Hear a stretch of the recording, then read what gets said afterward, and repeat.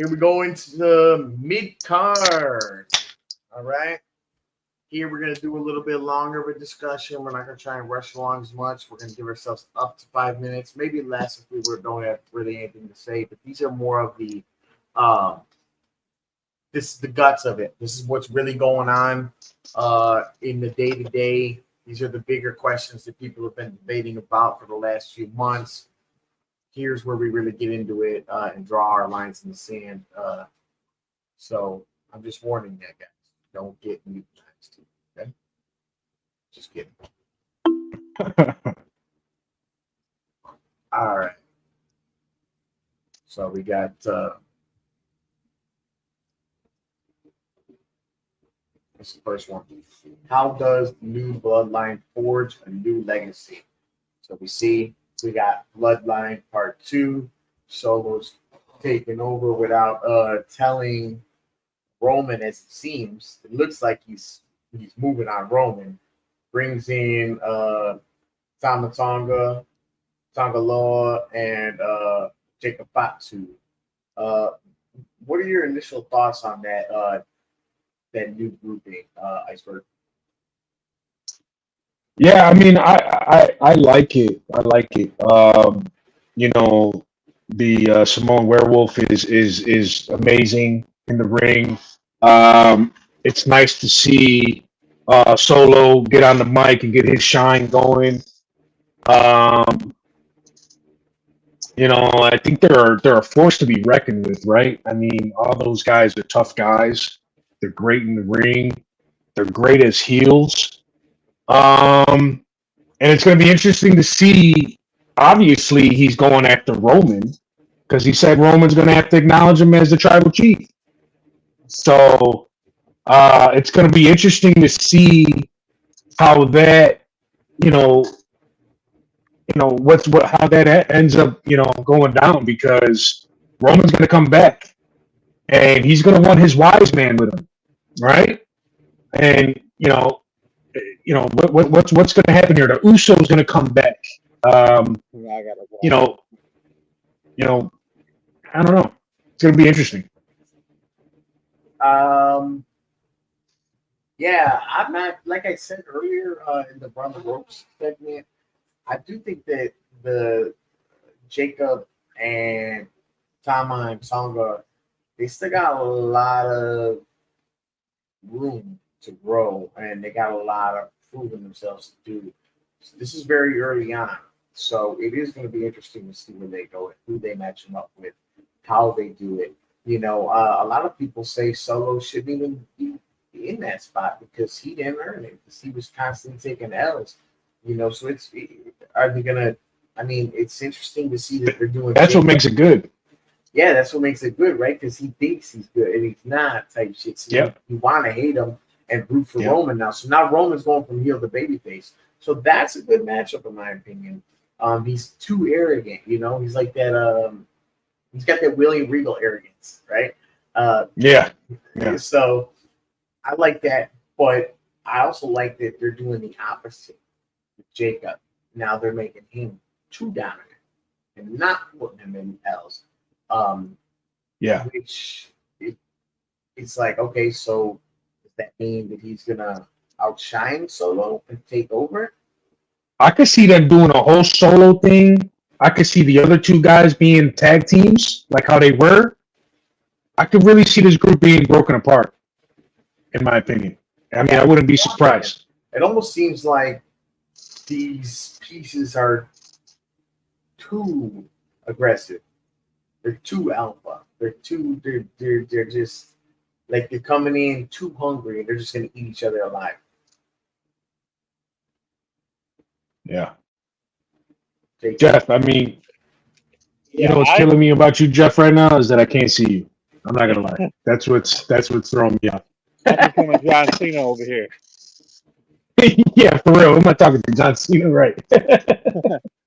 Now you can see me a little bit. There you go.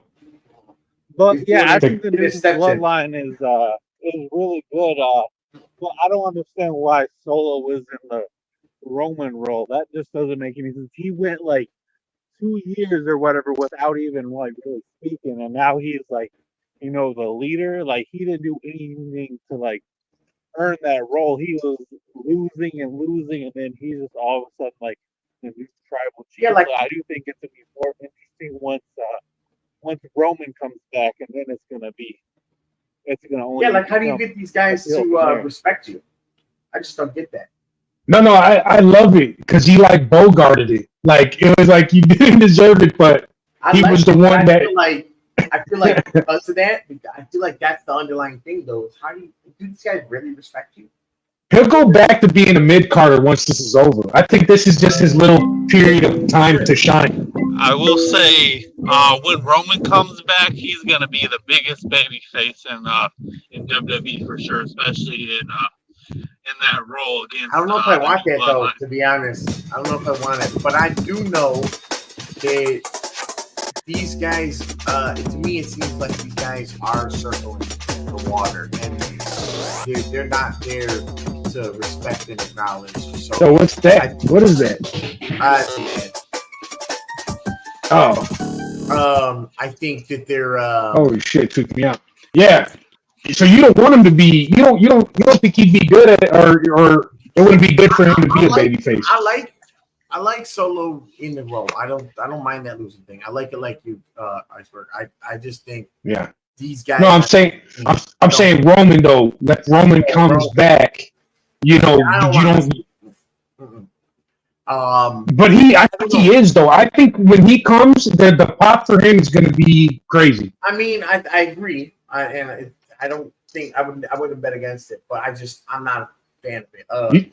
I don't know. Maybe over the years since he's grown as a performer, maybe it'll be different this time around. But I recall us booing him out of the. He was a terrible babyface. Yeah, terrible babyface.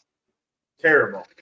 So I'm not really sure that's a good idea, but we'll see. Yeah. Next topic, right?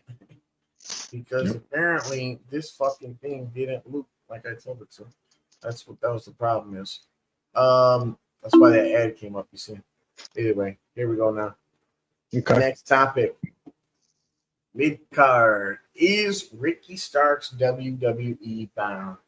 Now, Ricky Starks, AEW, the big thing going around is, CM Punk, when he was there, he was really pushing Ricky Starks on Collision. He was getting a lot of traction, a lot of favor. All of a sudden, CM Punk leaves, the Collision brand crumbles, whatever. Ricky Starks doesn't find his footing. Word is he's got heat backstage. Nobody wants to push him. They say, yeah, we are pushing him. Ricky says, yeah, but not in ways that are any good. There's a whole fuckery of shit going on with that. When's the last time he was on TV? I don't even know.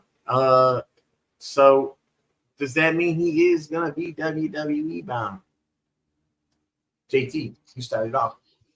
Yeah, he's definitely gonna be WWE bound because at first AEW was using him really well.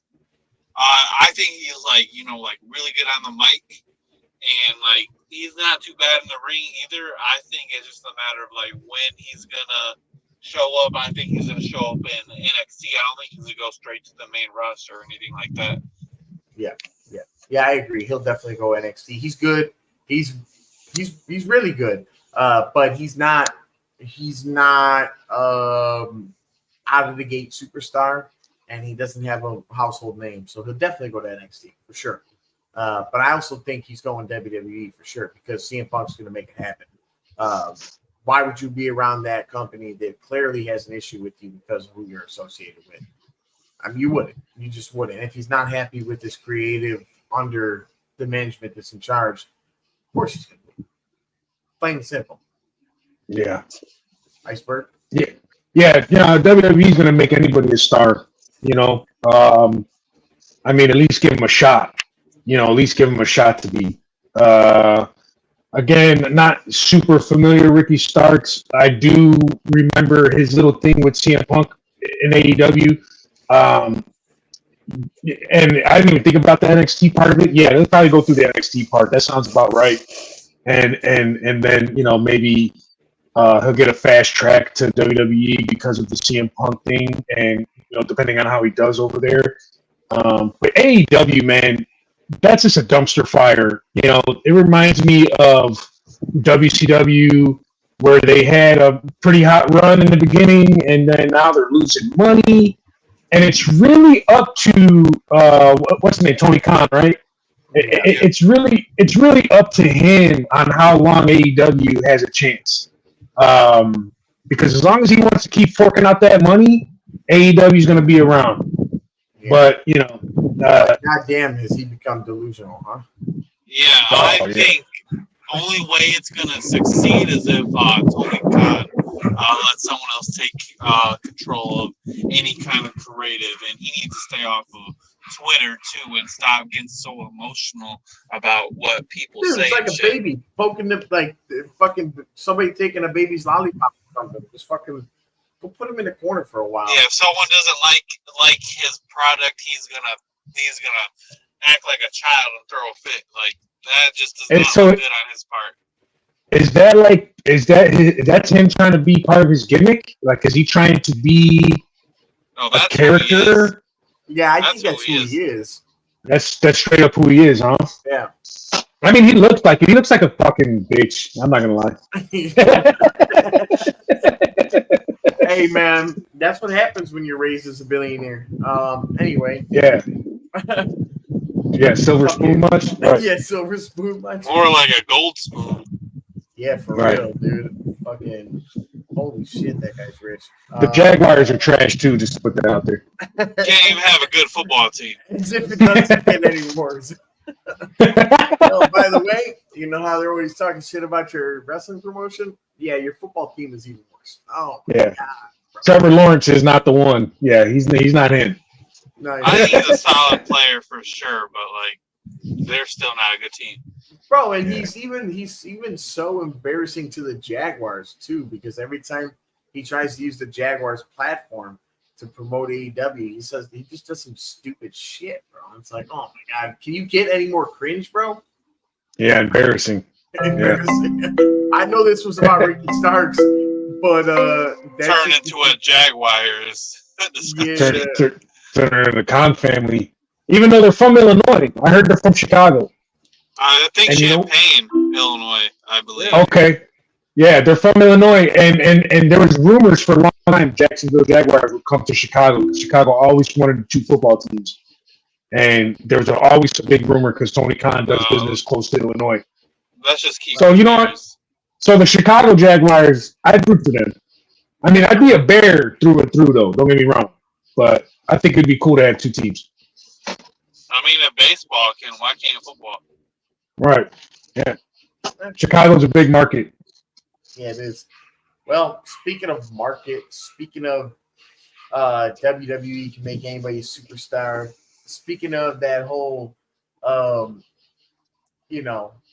almost like Goldberg in WCW, right? Jade Cargill, right? Can we see Jade Cargill as a superstar? Yeah. I think she could be. I haven't seen enough of her to really make a solid opinion on it. I know she came in real hot. You know what I mean? She came from AEW, correct? Yep.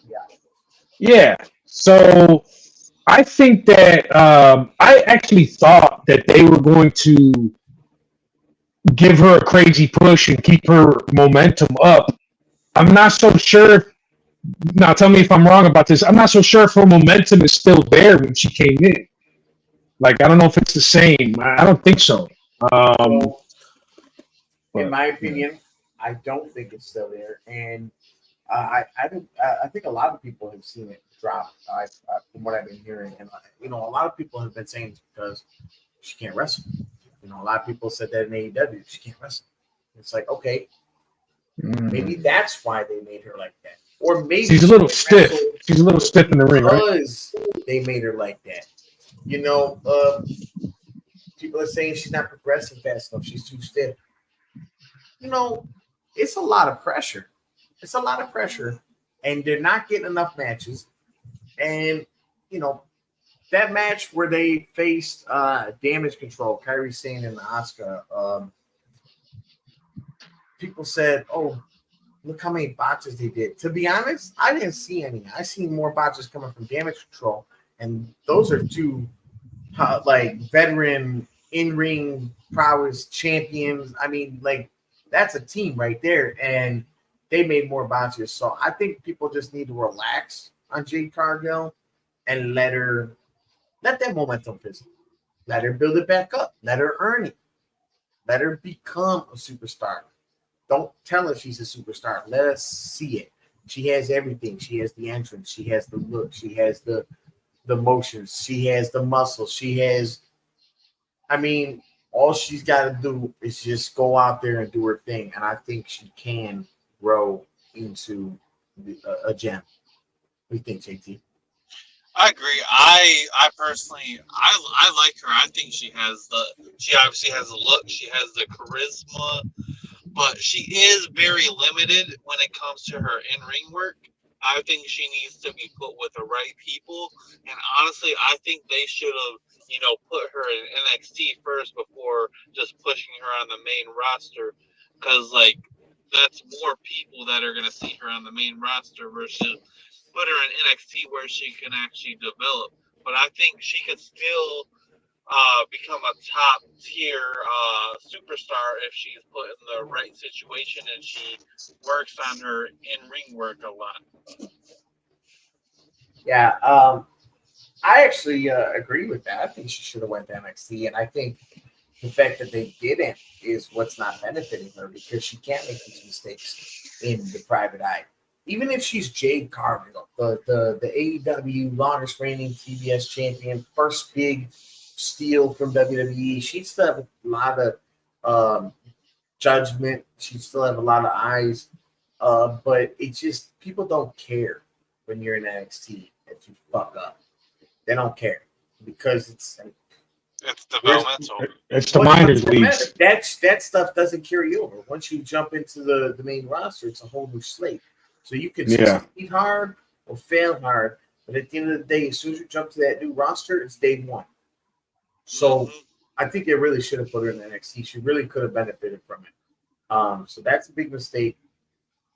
But I also understand, they were putting these nails down in AEW's coffin at that time. CM Punk, Jade Cargill, they were really like big on like fuck you. That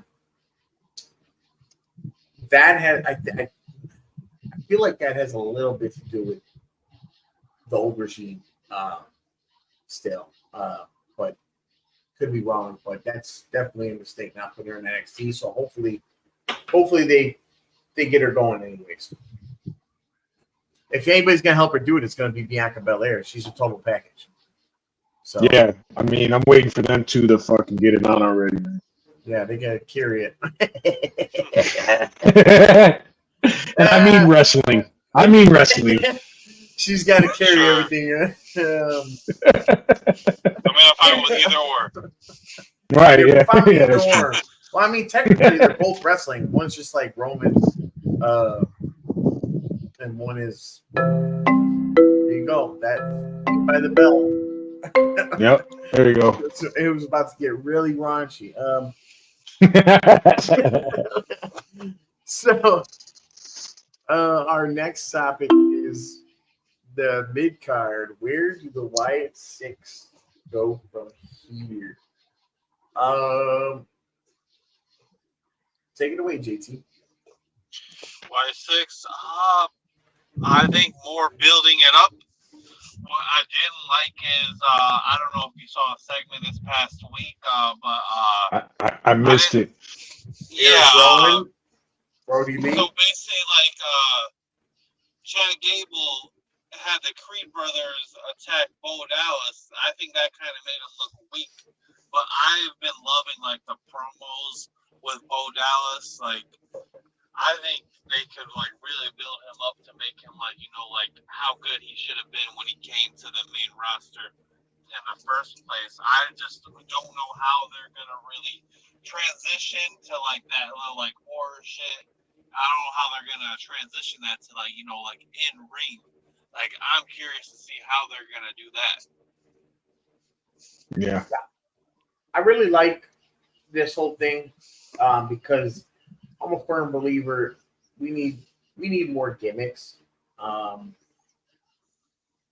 There's just not enough gimmicks these days, and I like the horror theme. You know, they can do a lot with that if it's done right. As far as the Bo Dallas thing, I'm on the fence about it because two reasons. First off, I don't really think it makes Bo Dallas seem weak because it makes him seem crazier. You know, like I'm gonna go out there and just let him kick my ass so that I can unlock this Uncle Howdy type. So that works for me, but the Creed brothers, in my opinion, are not going to benefit from this. I could be wrong. Again, it depends on what they do with the Six, but because I don't see a definitive tag team on the Six, right? So what I'm seeing is they're going to get demolished. How does that benefit them? Yeah, I think it's straight cinema, right? I mean, I love the gimmicks, like you said. I love the fact that they're paying homage to Bray a little bit, you know, and you know they need this type of character right now. They don't have an Undertaker, you know, they don't have a Mankind, they don't have a Kane. You know, they don't, and they don't got the Fiend, you know. So I definitely feel like there's a spot for him if they do it right, you know, and they keep him strong when he is Captain Howdy. You know, then they could go all the way with him. Obviously, I mean, you know, Undertaker had a championship run. I mean, I think in his first year he beat Hulk Hogan for the belt. So I'm not saying he's going to go in there and crash out on Cody right away, but I'm just saying though, if they do it right, if they build him up right, you know, yeah, I feel like he could go all the way with it. Yeah, if he can let Triple H cook, and I know he's gonna. If anyone can do it, he can make anything work in this era. Yeah, this guy's. I agree. Triple H is just such a cerebral mind. Such a great wrestling mind. He sees every aspect. He sees the future stars. He sees, you know, that he's one of the best selling wrestlers I've ever come across. Like he just sells so well. Ooh, Triple H? Yeah. Like he has just so many versatile traits. Now some are better than the others, but the fact that you can see so many things means these guys have more possibilities. He's definitely like a ring general when he wrestled. He knew where he was in the ring. He's like world renowned for like never hurting any of his opponents. Even though I've definitely seen if something goes wrong in the ring, like I've definitely seen him drop someone on someone's head though with that pedigree. Like them first pedigree moves. Jesus Christ! It can't be perfect, but he was holding their arm still. And he should have just let them go. Yeah, why he changed it. That's why he changed it throughout the years. He did. Yeah. He's got, but that's the thing. He was able to change it, adapt.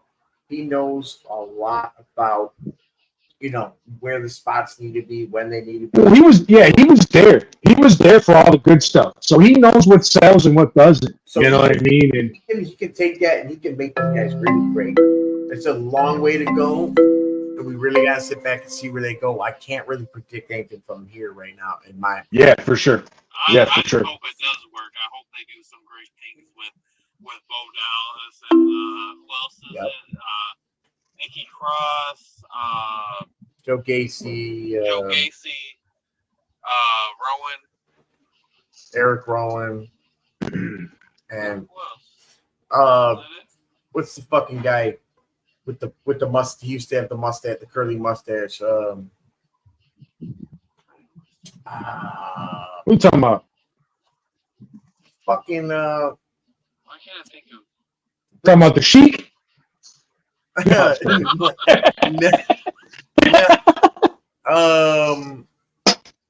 What's his fucking name? So now I'm gonna be pissed because I know him. You said crazy mustache. I'm like, what are you talking about? The Sheik? Dexter Loomis. Loomis. Yeah, him. Yeah, I hope they all can benefit from that for sure. Yeah, but them all having those like characters is going to be really interesting. A lot of potential.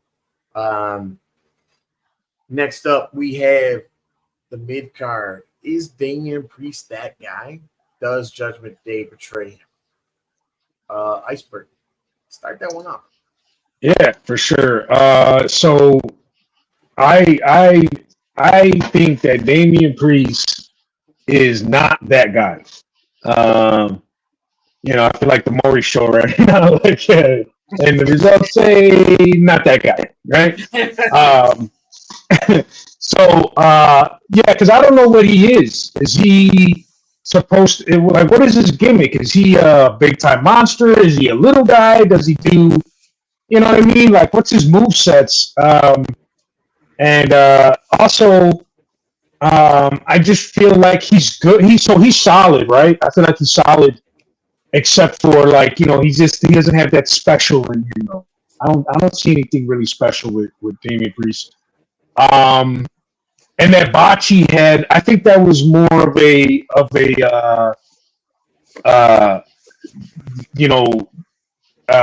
the dream music was supposed to hit and break up that count, right? That's what I feel like it was. So I'm not going to put that on him.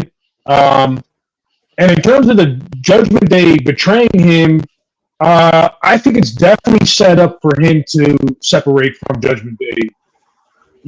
I think they're trying to push him as a big star. I don't think so far from what I've seen, I don't know. He's got like the Roman effect right now. They're pushing him, but I don't like him. Fair points. JT, what you think about that? I don't think he's that guy, but I think he is. If they modify, his character just a little bit, I think he could be like a very solid character and be at the top of the card. I don't think he's gonna be a long time main eventer or anything, but I think he's gonna be in the main event for a long time.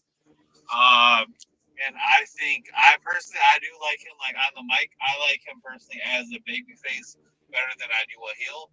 So I think once he has like a full babyface turn, I think he's gonna be better. And I think the Judgment Day, I think they should turn on him. I think he should probably have a feud with Finn Balor or something like that. And I think that could probably elevate him a little bit. But right now, I'm not really a huge fan. But I think him and Gunther could probably have a really good match for sure. So, I think he is that guy. Not right now, and that's okay. He's gonna be a 2-3 time champion somewhere along the lines of JBL. He needs work. But they're doing it. They're putting it in there. JBL only held the title once. But I mean, on that level of like ranking as far as champions go. Oh, okay, yeah. You know what I'm saying? But I think he'll hold it 2 or 3 times, ideally, maybe just once. But I don't think that'll do. I don't think so. I think maybe one twice. Other time. I don't think he's gonna hold at least twice, depending on how well he evolves. At least twice, possibly 3. But he's gonna need to lose that title. He's gonna need more time with that title because he's gonna have to elevate. And I think one of those big. He didn't look good. Is going to be against Finn Balor. Finn Balor's got to take that off of him for sure. That'd be a good feud for him to get into is the Finn Balor because I know Finn is a great in ring performer. I feel like Damian Priest he didn't look that good at Money in the Bank, man. Sorry. I agree in the Money in the Bank, but I like him in the ring. He's got a great moveset. He's got one of the best choke slams I've ever seen. I mean, yeah, I guess so. It's like a sidewalk choke slam. He really gets him down the right way. It's you can tell he's coming into his shell of charisma. I just think he needs more time and more push, and he'll come around. He'll come around. He's not that guy yet, but he very well. Well, and that's my thing, though. He's got that finisher, right? So that finisher to me is like a big monster dude. Like that's like a big, that's a strong move. But then you look at him and the rest of the way he's fighting in the ring, it's like, or you're kind of like, he's doing some small guy stuff. And I don't know if he's just trying to be like that hybrid but he doesn't look like it. He needs to. I don't know what he looks like. I don't know. He's got a lot of work. He's got a lot of work, in my opinion. Yeah. I think he could be a big star, though. I think he could be. I think he could and Be should in the be. right situation, and if they build him up the right way. Yeah. But I'm not hating on him. I definitely want him to keep Gunther for his benefit and Gunther's benefit. So here we go. Second to last mid-card topic. We got, and I know I've alluded to this topic quite a few times on this episode, but basically, where is the tag division? How do we proceed from here? I don't know if you guys noticed, but not a lot of tag matches. none. No, to be honest. Yeah. You know, this is not a unique situation for promotions. It's not easy to build a good tag team because not only, I mean, because there's plenty of guys who have charisma together and or chemistry together, but like, how do you package them, right? So you do have to have, like I think you said earlier, you do have to have these factions, right? And they got to pump out a tag team from each faction because you got to have some stakes here and where they come from, and you got to remember a tag team. You almost got to build. You got to have that origin of like where these two came in. You know, so I don't know. Triple H, you know, like you said, I got confidence in him eventually getting the tag division going. I like tag teams, right? I like tag team matches. I mean, shit, we had a tag team match do the main event at WrestleMania, right? So, you know, so I don't think it has anything to do with the tag matches itself not being, you know, good. But I just, yeah, they need to start building up the tag division. I agree. JT. I think there is too many, you know, like makeshift tag teams. Not enough, like. Bring your mic up a bit, bud. I think there's too many, you know, like makeshift tag teams. Not enough, like, you know, like true tag teams. And I think we need more of that if they're gonna build the tag team division. So see, here's the thing, though. I don't agree with that, and here's why. Think about it. You got the Creed brothers, right?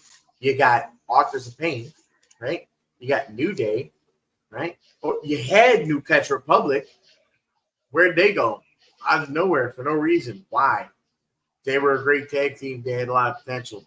You got Miz and Truth, who are proven through time. You got JD and Finn. You got A-Town Down Under. You got there is a lot of tag teams. The women's division is kind of I could see all the arguments. It's kind of like a mixed it's kind of like a mixed thing right now where they're still trying to find their footing.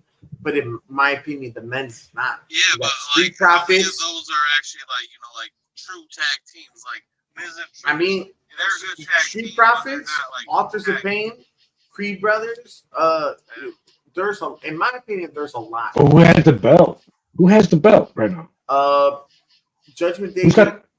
Judgment Day got the tags, and so do DIY.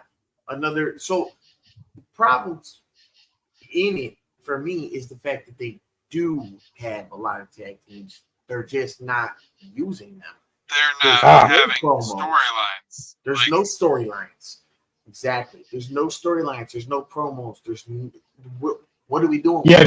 Yeah, you're right. They're not, so it seems like they're not holding up their tag team champion belts as the same prestige as the single one.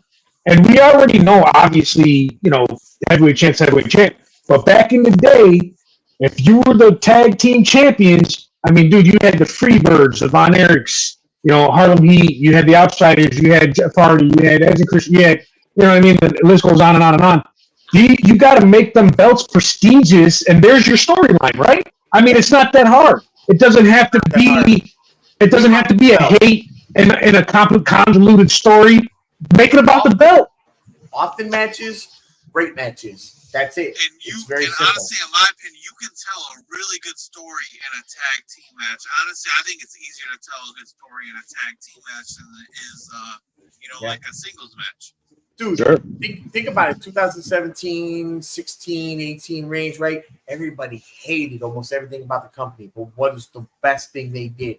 They had the tag division pumping. They had the Usos. They had the Bar with Sheamus and Cesaro. They had New Day. They had their tag team division was fire, bro. Even in their worst days, their tag team division was fire. Yeah. So why not? Yeah. What are you doing there? So Triple H, that's one where I say you need to fucking figure it out, because I'm getting tired of seeing every week no tag teams.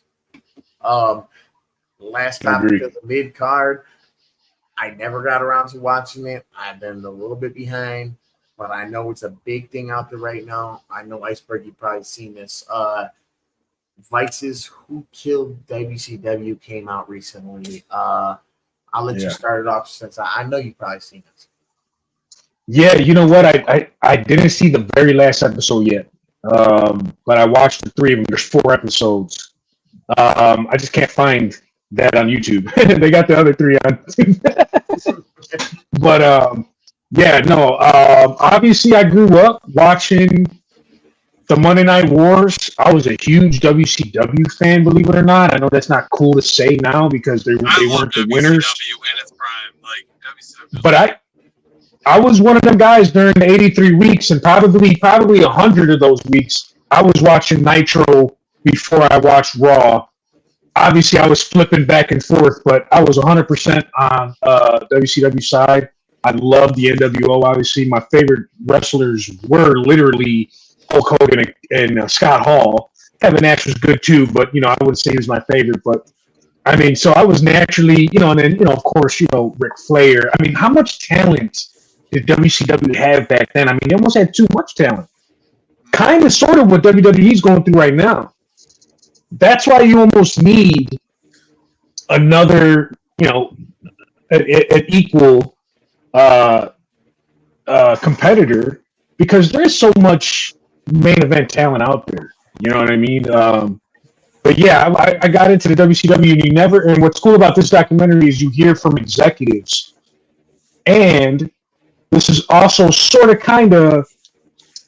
this is like the first WCW documentary that the WWF didn't do, right? So you're getting a fresh perspective on that. Even though I will say a caveat, Vice teamed up with The Rock's, I think it's $8 promotion or something. Mm-hmm. So maybe it's not the first one around a WWE spin, you know what I mean? But yeah, technically that's how they kind of like built it up, hyped it up about. But yeah, they still don't know who killed him. I mean, who killed WCW? Like they don't answer that question, I don't think. But yeah, but they do, which is very interesting. They show the executives.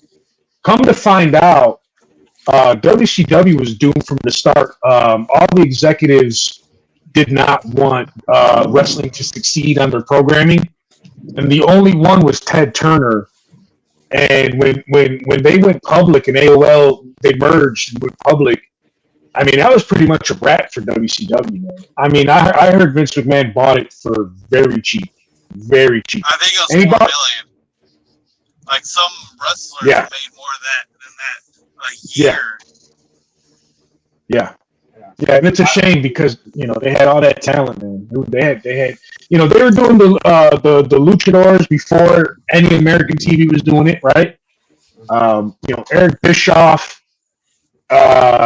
he took a struggling, Scott Hall used to always come on there and go WCW, you know what I mean? Because they were always from the South, and they turned it into they made wrestling hot, man.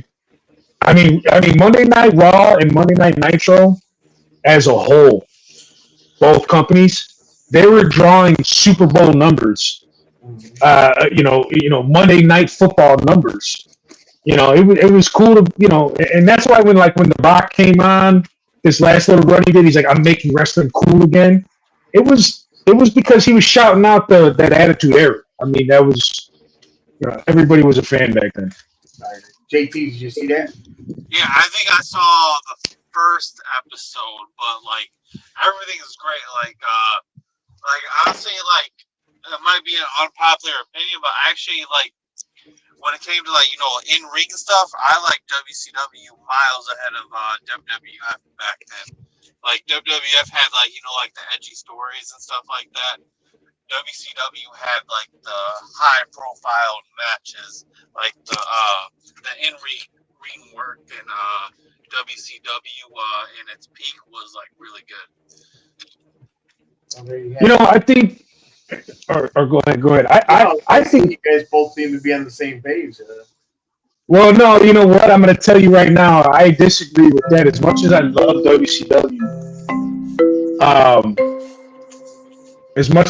WCW, their main event guys weren't up to par with the WWF guys in ring. You know what I mean? I will say this: WWF had a really good main event and a terrible mid card, and WCW had a really good, like the cruiserweight division and the mid card. And their main event scene, for the most part, was kind of like lackluster. They didn't really have like that many variety of like main eventers, other than like like Flair, Sting, Goldberg, Hogan.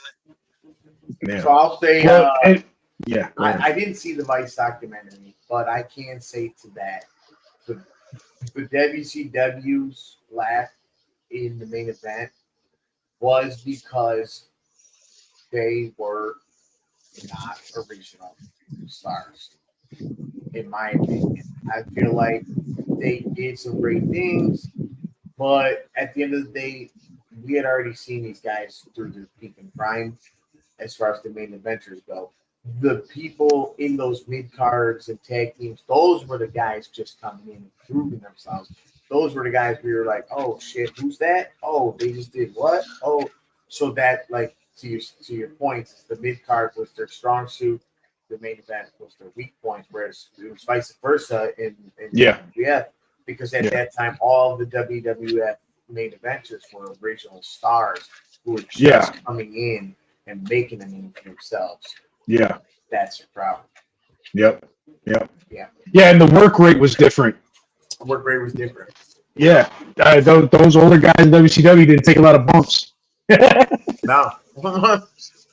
So straight up. And them guys in WWF were going off of Hell in a Cell and killing the only one in WCW, Scott Hall. You didn't watch any Scott Hall match. That man he bumped like crazy. He had that WWF style, and he was younger than them guys. He was at the time. At the time, he was one of the young ones. That's why he needed DDP yoga, though. Oh yeah. He was. I mean, he was a raging alcoholic, drug addict. You know what I mean? But R.I.P. Scott Hall, man. Yeah, R.I.P. Definitely underrated. Gotta love a bad guy. Fuck yeah, dude. Hey, they need people like him. You know what I mean? Like these, like you said, Other than the alcoholic part. Yeah. It got rough towards the end. It was really rough towards the end. But I mean, a few beers ain't bad. I'm not gonna kill you over a few beers. It's a tough life. But when you start fucking mixing the pills and shit, you start blacking out. Yeah, you're gonna say some off the wall shit, man. R.I.P. I met him in Jeff. We were there. I met him in Vegas. 20. Did you meet him? Yeah, dude. Took a picture with him on the ladder with the IC. Oh yeah, I do remember that. Remember that. Yeah, you're lucky, man. I should have went. Who else did you meet? Didn't you meet Cody too? Yeah. Yeah. I met Cody and I asked him why. What was the deal about? Because at the time they were like, "Are they going to sign CM Punk?" This was like when they first were conceived, right? It was 3 years prior. And he had actually told me, he was like, the problem is Punk's asking for too much money. And I was like, damn. I would too.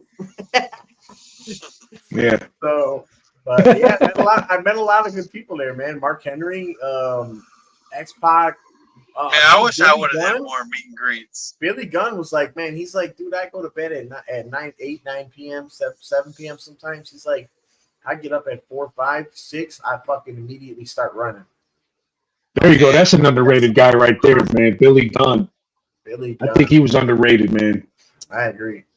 He was in a badass tag team, right? DX with the Road Dogg. And even anytime I saw him in the ring, man, he bumped like crazy, and he was really athletic. He had the good body, no homo, right? And he was great on the mic, Bro, So he made Charlie Haas seem something special. And Billy right. Haas when they did the but whatever. That one tag team, yes. Yeah, he was one of those guys where like he could make anybody look good. Yeah, his only problem was he didn't really have like a character or like that storyline. I think that was like his main thing why he never really like. Yeah, they never put him in like a main storyline. No, they never put him as a singles competitor. I think they tried, but like the way they did it just didn't work. Yeah, I just watched a Raw the other day where it was an old one, and real quick it was Stone Cold versus like the Vince McMahon, but Vince McMahon had Kane and Undertaker, Brothers of Destruction, under his belt. They were like kind of like his hitman, so they were beating the shit out of Stone Cold and shit like that, right? And they had him do a tag match, right? And but nobody knew who was going to come to the aid of Stone Cold, and Vince McMahon was paying off all the wrestlers not to come down, right? Like he was like, guaranteeing title matches if they don't go help Stone Cold, right? Yeah. And Sherman all of a sudden, fucking, they're out there, and guess who comes out to help them? Billy Gunn. Billy Gunn was with DX. He was with the Road Dogg, and he just it was so weird to see that. And he fought earlier in the match, but yet he ran down there with like no gimmick, and they just had a flat out tag team match against Kane and Undertaker. Like it was like I think Kane and Undertaker won. Were they trying to? What was the purpose? Were they trying to dabble and see if he could withstand? It was weird. Without DX, without Road Dogg, could yeah. Be the guy? Yeah, it was definitely for me. Don't get me wrong, I wasn't watching every week, and I just happened to come across that Raw and put it on, and so I don't know if they were trying to build him up prior to that, but definitely he came down there in the main event helping out Stone Cold. So, but DX is sworn enemies of Vince McMahon, so that's all you really need there. That is true. I think that's really what it was. Yeah. So, but anyway, great mid card. Up next is going to be the main event. We're going to reconvene on our end. Won't look no different to you guys, but basically the main event on our next video. You can find it somewhere over there, or I don't know if you're on YouTube or Spotify. So if you're on Spotify, probably over there. Either way, in the main event, we're going to go over the Triple H and Batista feud, where it started, evolution, how they came to butt heads. We're going to watch the match and commentate on it, and then we're going to give our final opinions on basically whether or not that feud holds up today. Was it as influential as we think it was, etc. So that's going to be our main event. So click on over to that next video, hit the profile, whatever you got to do, go find that. Go find that video ASAP, because that's going to be the banger. That's the banger. Banger.